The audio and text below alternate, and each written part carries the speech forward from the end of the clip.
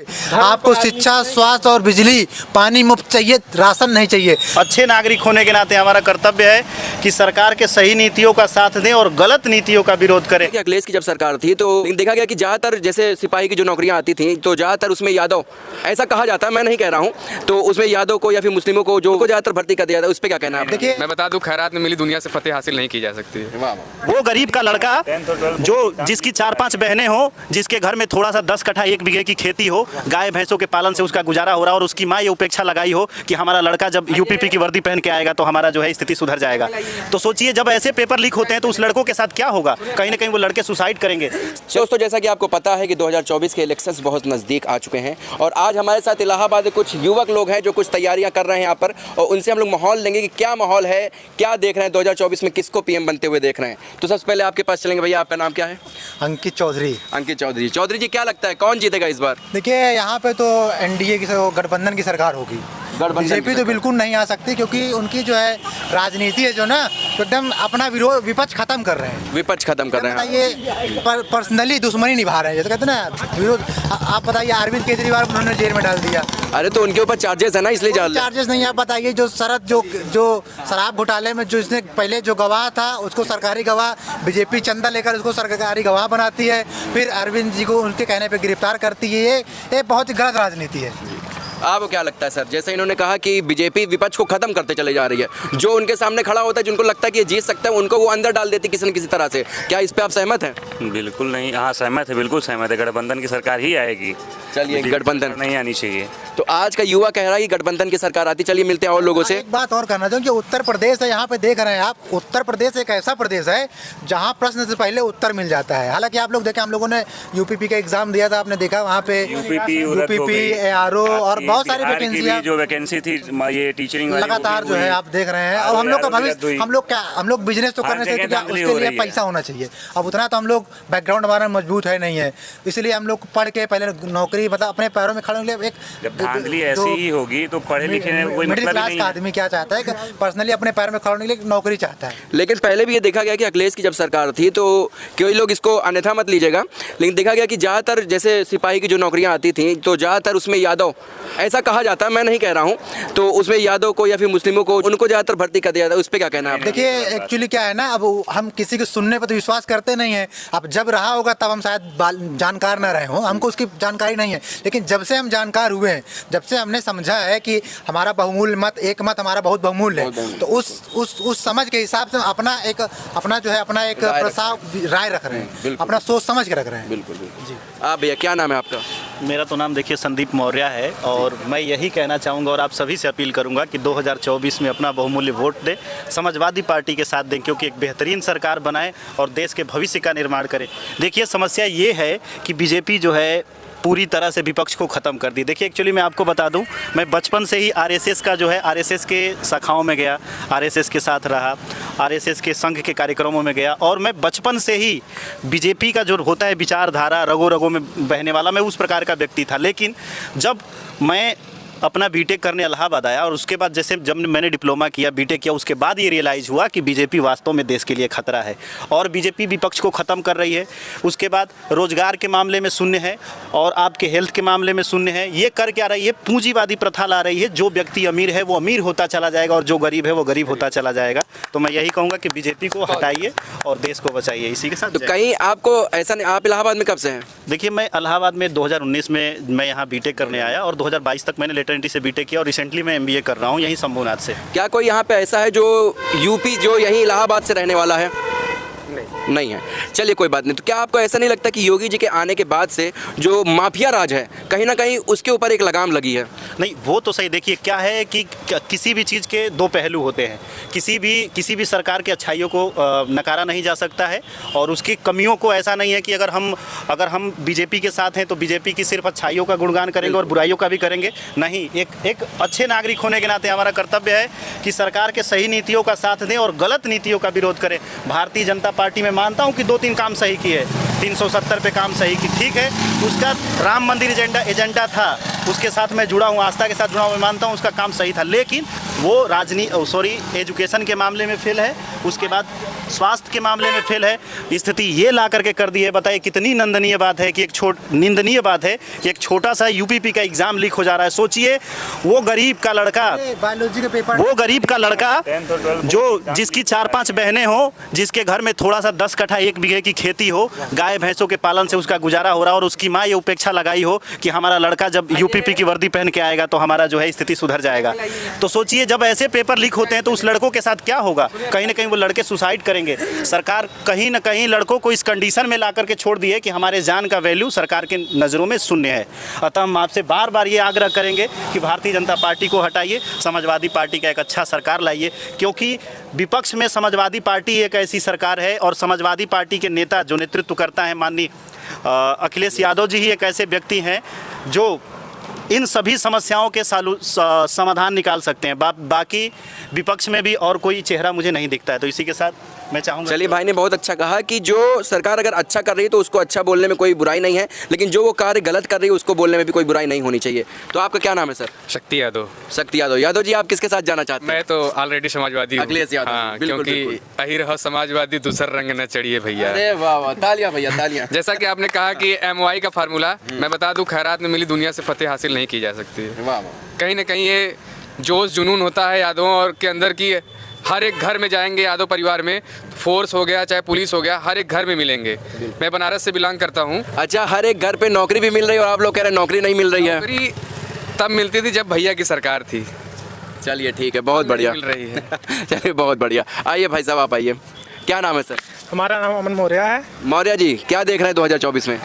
मैं तो 2024 में भी देखना चाहता हूँ, जैसे हम लोग के यहाँ युवा एक, बिल्कुल हम लोग आगे अपना फ्यूचर, अपना भविष्य देखते हुए हम लोग जो सरकार हमारे लिए अच्छा करेगी, हमारे आने वाले फ्यूचर के लिए अच्छा करेगी, हम लोग उसके साथ रहेंगे। तो क्या दिख रहा है, कौन अच्छा कर रही है हमारे साथ? हमने अभी तक बीजेपी को देख लिया पिछले 5 साल 10 सालों में, लेकिन वो हमारे फ्यूचर के साथ खिलवाड़ करते ही जा रहे हैं, कोई हमारे साथ कुछ नहीं हुआ। तो हम लोग फिर चाहते हैं कि हमारी इस टाइम एनडीए की सरकार, इंडिया की जो इंडिया गठबंधन, इंडिया गठबंधन उस पर आए। चलिए, और जैसे बहुत बढ़िया। आपने अभी सवाल किया था, गुंडागर्दी की बात की थी, गुंडागर्दी बीजेपी में कम हुई है, लेकिन बस उन्हीं को बस जेल में डाला गया है जो बीजेपी से विपक्ष थे। जो बीजेपी के थे उनको जो बीजेपी का साथ दे रहे हैं उनको कोई कुछ नहीं कर किया जा रहा है। हमारे अपना क्या माफिया है, किए जा रहे सबसे बड़े हैं। माफिया ब्रिजेश सिंह, बनारस के सबसे बड़े माफिया ब्रिजेश सिंह, उनका कुछ हुआ नहीं। ब्रिजेश सिंह और अतीक अहमद साथ में ही गोली चलाए थे। अतीक अहमद आज दुश्मन बन गए, ब्रिजेश सिंह भाई बन गए। तो इसीलिए तो हम लोग यहाँ पे, जब आप लोग आवाज उठाएंगे तभी तो ऐसा होगा ना। नहीं तो युवाओं की आवाज दबा दी जाती है। क्या चाहते बुलडोजर चल जाए? नहीं नहीं नहीं, बिल्कुल बात नहीं। कहना चाहूँगा कि वो समय एक और था, दूसरा समय था जब एक व्यक्ति बिहार के गांव से चलता है और जयप्रकाश नारायण को जानते होंगे, और सरकार को गिरा देता है दिल्ली तक जाकर के और इमरजेंसी लगाने का काम कर देता है। लेकिन मेरे दोस्त आज ये स्थिति नहीं है, परिस्थिति बदल चुकी है। आज अगर आप आवाज़ उठाएंगे तो आपकी आवाज़ को तो दबाना छोड़िए, आप पे तरह तरह की गैर कानूनी कार्रवाई कर दी जाएगी, आपको दबा दिया जाएगा, आपके परिवार के साथ जो है तरह तरह की दुर्व्यवहार एक्टिविटी कर दी जाएगी। तो कहीं ना कहीं ये सरकार माफियावादी सरकार है। कहीं ना कहीं वो एक प्रकार से अगर कहा जाए तो हिटलर तो नहीं कहना चाहिए, लेकिन मैं सरकार को हिटलर से ही जो है उपाधि देता हूं कि सरकार हिटलर के ही जैसी है, तानाशाही काम कर रही है। अच्छा, आप लोगों को क्या लगता है कि नरेंद्र मोदी जैसा एक बड़ा चेहरा, उसके सामने कौन चेहरा है जो प्रधानमंत्री के लायक है? खैर एसपी की जो बात हो गई, सपा की जो बात हो गई, ठीक है अखिलेश यादव अच्छे हैं, लेकिन वो प्रदेश के अंदर है, केंद्र की बात कर रहे हैं। केंद्र में किसको देख रहे हैं? केंद्र में मैं ये मानता हूं कि नितिन गडकरी सबसे बेहतरीन व्यक्ति है और बीजेपी सिर्फ उनके कार्यों का ही क्रेडिट लेती है, और मैं बीजेपी में सबसे जेन्युइन पर्सनालिटी मानता हूं नितिन गडकरी को। नहीं, वो तो उनके साथ होगा ना। उनके विपक्ष में किसको आप मानते हैं कि अगर मोदी जी हटते हैं तो विपक्ष से कौन बनना चाहिए? विपक्ष में सबसे युवा और बेहतरीन चेहरा है अगर कोई प्रधानमंत्री का, तो माननीय बड़े भैया अखिलेश यादव जी हैं। इनका समर्थन करिए, सम्मान दीजिए, बड़े भाई को जिताइए। 80 लोकसभा सीटें हैं, सॉरी 80 है ना, 80 लोकसभा सीटें हैं हमारे उत्तर प्रदेश में। हमारे भाई साहब को जिता करके दिल्ली भेजने का कार्य करिए। योगी जी तो कह रहे हैं इस बार 80 का 80 हमारे पास आएगी। वो कहने दीजिए, ठीक। देखिए, जनता ने भारतीय जनता पार्टी को पूर्ण बहुमत के साथ देखा, हमने भी वोट दिया था। मुझे आज भी याद है 2014 में जब मैं कक्षा 10वीं में था तो भारतीय जनता पार्टी को तब से वोट देने का कार्य कर रहे हैं। वो एक उत्साह था कि परिवर्तन करना है, परिवर्तन संसार का नियम है, परिवर्तन होते रहना चाहिए। और दूसरी बात, आंख बंद करके मैं एक बात कहूँगा कि आंख बंद करके किसी के पीछे चलना भी एक प्रकार की गुलामी है। और मैं खास तौर से संदीप मौर्य, अपनी मौर्य समुदाय को टारगेट करके यही कहना चाहूँगा कि मेरे समुदाय के, मेरे बंधुओं, मित्रों, जगिए और देखिए, सोचिए, समझिए और विचार करके वोट दीजिए, क्योंकि जो बोला जाता है ना अंधभक्त, वो रियल में हम ही लोग हैं। क्योंकि आज 10 साल से वोट करते आ रहे हैं, क्या मिला है हम लोगों को, क्या मिला है हमारे लड़कों को, क्या मिला है? कितनी परेशानियां होती हैं, स्कॉलरशिप नहीं आ रहा है, सरकार हर जगह फेल है। यहाँ तक कि ट्रेन की भी सुविधा नहीं है कि हम कहीं जा रहे हैं एग्ज़ाम देने, आपका लड़का जा रहा है तो सही से पहुँच जाए, हर प्रकार से फेल है। हॉस्पिटल में एक महिला का, अगर आपके घर की, आपकी बहन का, माँ का, मेरे माँ बहन का अगर किसी का डिलीवरी होने वाला हो, किसी बहन बेटी का, हॉस्पिटल में एक बढ़िया महिला, हॉस्पिटल में एक बढ़िया डॉक्टर तक नहीं है जो क्रिटिकल डिलीवरी को कर सके। तो हर प्रकार से ये सरकार फेल है।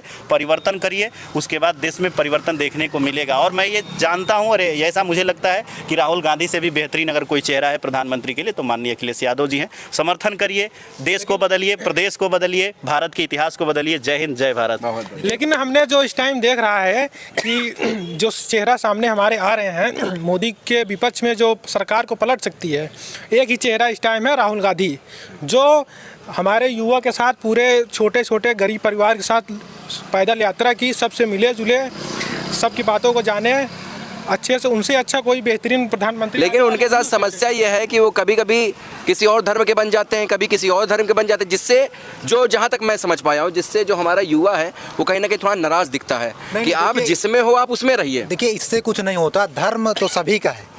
नहीं, सभी का धर्म है। जैसे अब मैं हिंदू हूँ, मैं हिंदू रीति रिवाज को मानूंगा, आप किसी अन्य धर्म के हैं, आप उसका मानेंगे। लेकिन वो जो पलटू वाला है, पलट जाते हैं।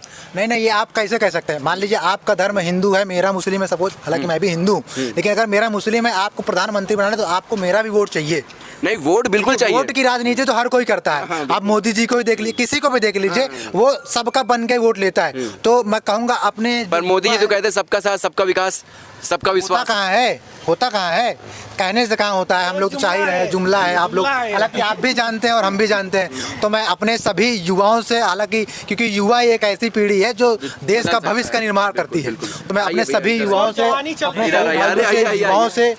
आज नहीं बोलेंगे तो कब बोलेंगे? हाथ जोड़ के निवेदन करूंगा, इस बार वोट जरूर दें और एक पढ़े लिखे चेहरे को जो है प्रधानमंत्री के रूप में देखें। आप प्रधानमंत्री किसी, आप अपने जब लोकसभा में चुनाव देने जाएं, वोट करने जाएं, तो आप जो है वहाँ पे सिर्फ ये देखें कि आप जिसको वोट दे रहे हैं वो पढ़ा लिखा होना चाहिए, आपके बीच का होना चाहिए, आपके बीच आता हो, आपकी समस्याओं से परिपक्व हो, आपको सुनने वाला हो और आपके एरिया में रहता हो। ये नहीं कि आपके मोहल्ले से चुनाव लड़ रहा है, रहता वो अमेरिका में है, विदेश में है।